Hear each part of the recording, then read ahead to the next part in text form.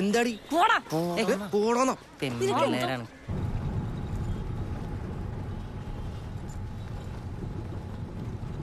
എടി നീ ചേട്ടനായാലും മീനെ ശ്രദ്ധിച്ചായിരുന്നോ? നമ്മളതിനെവിടെയോ കണ്ടിട്ടുണ്ടായിരുന്നല്ലോ. സോറിടി, നീ വേറെ മൂഡിലായിരുന്നല്ലേ. റൂമിലെത്തട്ടെ, നിന്റെ സകല സംശയം ഞാൻ തീർത്തരാം. അവന്മാര് വെച്ചപ്പോ ഇവള് കറക്റ്റ് സ്ഥലം പറഞ്ഞു കൊടുത്തണ്ടാ. എന്നാ പിന്നെ ഫോൺ നമ്പരോട് കൊടുക്കാറുന്നല്ലോ എനിക്ക്. ഇങ്ങനെ ബുദ്ധിയില്ലാത്തൊരു സാധനം.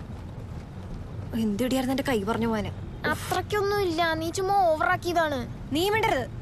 അവിടെ ഒരു വലിയ കലാപം നടന്നില്ല. കലാപല്ല, നീതി. അത് കണ്ടിട്ട് വടി വിഴുങ്ങിയ പോലെ നിക്കാണ് എല്ലാരും.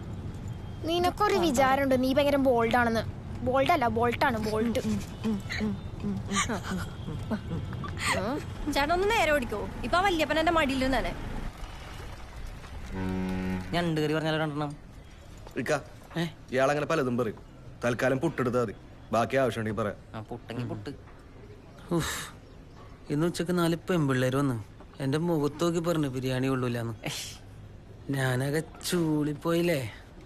കാര്യം ബിരിയാണി അല്പം അടി പിടിച്ചിട്ടുണ്ടായിരുന്നു. ഞാനത് നമ്മുടെ ഷെഫിന്റെ അകത്തേക്ക് ഇട്ടെടുത്ത്. ഏത്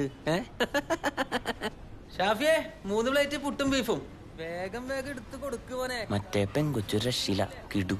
ഇത് കൊറേ നേരം ആയല്ല, അത്രക്കൊന്നും ഇല്ല. ഏത് കൊച്ച്? ഞാനും കൂടെ അറിഞ്ഞോണ്ട് വിരോധം ഉണ്ടോ സാറിന്? മറൈൻ ഡ്രൈവിൽ വെച്ച് പ്രശ്നം ഉണ്ടായില്ലേ?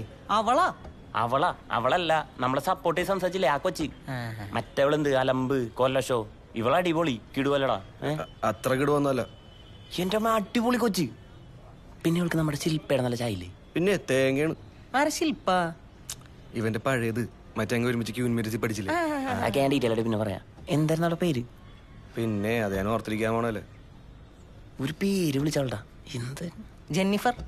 എന്റെ അമ്മ അതൊരു സിമ്പിൾ പേരായിരുന്നു. പേരെന്തെങ്കിലും ആവട്ടെ, പരുണെ നിങ്ങൾ തമ്മിൽ നന്നായി ചേരും. എനിക്കത് അപ്പോഴേ തോന്നിയതാ. ഇതെന്ത് പണ്ടാറോണത്? വഴി കൂടി പോണ പിള്ളേർ അടിച്ചേപ്പിക്കണം. അയ്യോ നിനക്ക് എന്താണ്? എന്റെ പൊന്നു വരുണേ, ഇങ്ങനത്തെ കേസിൽ പോയി ഒന്ന് പെടല്ലേ. ഒരു അനുഭവം ഉള്ളതല്ലേ. എന്തനുഭവം?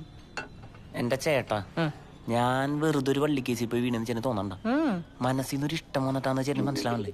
വരുണേ, ഓരോ അരിമണിയിലും അത് ലഭിക്കേണ്ട ആളുടെ പേര് എഴുതി വെച്ചിട്ടുണ്ടെന്നാണ്. ഇവളെ കണ്ടപ്പോ തന്നെ എനിക്ക് തോന്നി നിനക്കുള്ള അരിമണിയാണ്. എന്റെ ചേട്ടാ, എനിക്ക് അരിമണി കിട്ടിയില്ലെങ്കിലും കുഴപ്പമില്ലാന്ന്. ഞാൻ പ്രേമിച്ചിട്ട് നാളെ വേറെ അലവലാദികളായിരിക്കും അപ്പോൾ എന്നെ കെട്ടാൻ പോണത്. അങ്ങനെ നമ്മൾ ഇടിച്ചവനെ കപ്പൽ ചാലിടില്ല. അതല്ലല്ലോ വിഷയം. ഞാൻ പറഞ്ഞ ജീവൻ എന്തിനാണ് ആവശ്യമില്ലാത്ത കാര്യങ്ങളുടെ ഇടപെടണേന്ന്. എന്നാലും എന്തായിരുന്നു അവളുടെ പേര്? വെറോണിക്ക. എന്തൊരു പേര് പറഞ്ഞ പിടിയും കിട്ടല്ല. അവിടെ നിന്ന് ഇറങ്ങി നടക്കുമ്പോ ഒരു മീനും കൊണ്ട് വന്നെ നെഞ്ചത്തോട്ട് കയറി.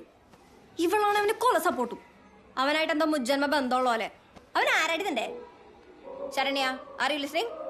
ദേവിക ഒരു ചാത്തൻ ഹെഡ്സെറ്റ് വാങ്ങിച്ചിട്ടുണ്ട്. 1 മാസം നിന്നാ നിന്ന്. എന്നിട്ട് സാധനം അവിടെ ரொம்ப മുഖ്യം. ഞാൻ പറഞ്ഞാണ് അതിനോട് നോക്കിയെടുക്കാൻ. നീ എന്തിനാ എത്ര ചിരിക്കാൻ അതിന്? ഓരോരോ വിഡ്ഢിത്തരങ്ങൾ കാണിച്ചു വെച്ചിട്ട്.